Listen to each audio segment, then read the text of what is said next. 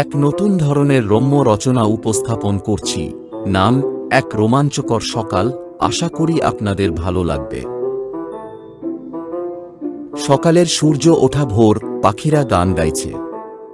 বাড়ির ভেতর এক অন্যরকম জগৎ। টেবিলে ধোঁয়া ওঠা দুটো চায়ের কাপ রাখা আছে, কানে ভেসে আসছে মধ্যবয়সী স্বামী স্ত্রীর অন্তরঙ্গ কথোপকথনের আওয়াজ।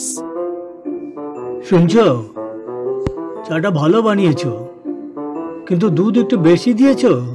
চায়ের রং একটু বেশি হালকা লাগছে। ওহ, বেশ বলেছ।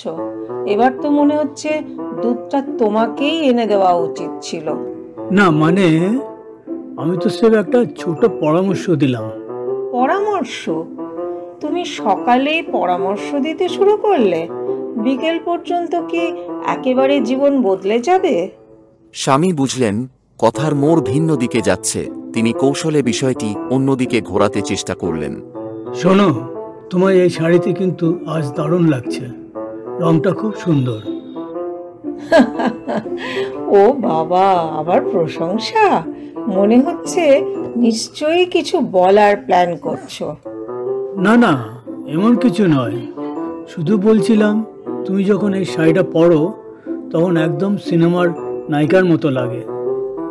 এই যে তোমার এত মিষ্টি কথা, আমি জানি এর পেছনে কোনো উদ্দেশ্য আছে। বলো, টাকা দরকার, না কোনো বন্ধুর বাসায় যাওয়ার প্ল্যান করছো? স্বামী মাথা চুলকাতে চুলকাতে বললেন, না মানে, সত্যি বলছি, তোমাকে একেবারে অন্যরকম লাগছে।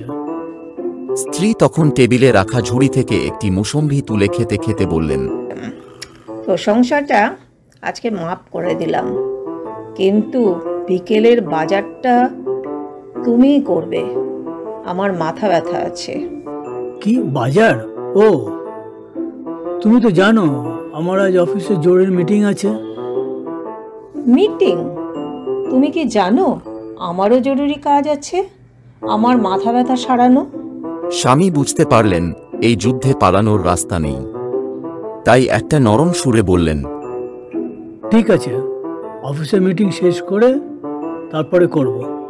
স্ত্রী তখন বিজয়ের হাসি দিয়ে বললেন, এটাই হলো কথা। সকাল থেকে অনেক তর্ক হয়েছে, শেষমেশ তুমিই হারলে। তর্ক? তর্ক কোথায় করলাম আমি? আমি তো সব সময় তোমার কথাই শুনি।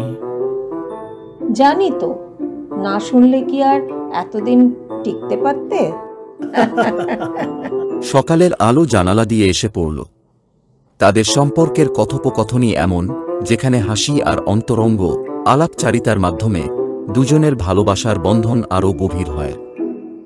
এভাবেই হাসি আর মজার মধ্য দিয়ে জীবন চলতে থাকলে সম্পর্কের বন্ধন আরও মজবুত হয়। জীবনের ছোট ছোট মুহূর্তগুলো উপভোগ করুন এবং তর্কে হার মেনেও হাসি মুখে দিন কাটান। এই উপস্থাপনাটি কেমন লাগলো কমেন্ট করে অবশ্যই জানাবেন। আর লাইক, শেয়ার এবং সাবস্ক্রাইব করে আমাদের উৎসাহিত করবেন। বেল আইকনটা পুশ করে দেবেন পরবর্তী ভিডিও পাওয়ার জন্য।